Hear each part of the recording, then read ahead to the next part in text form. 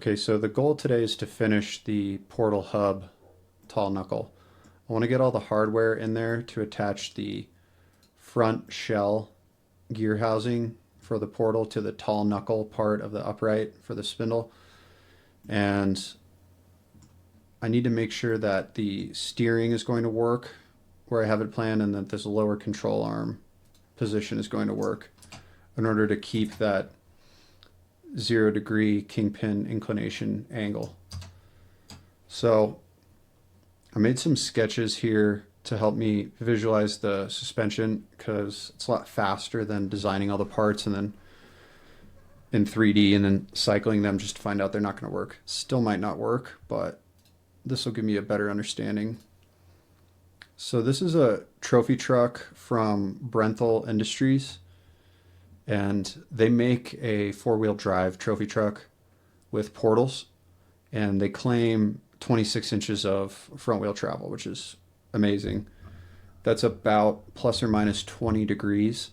I'm going to shoot for plus or minus 30 degrees, and that will give me a lot of wheel travel.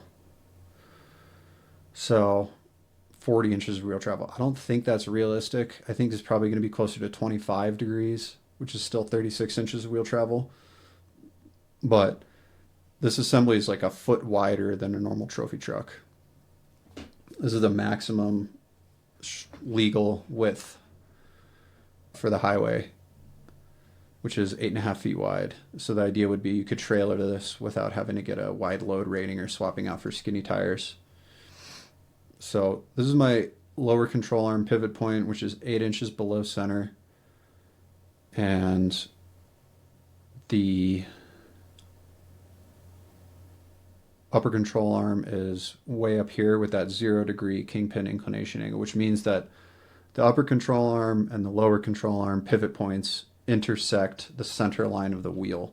There's a bunch of advantages to that, primarily that have to do with scrub radius. So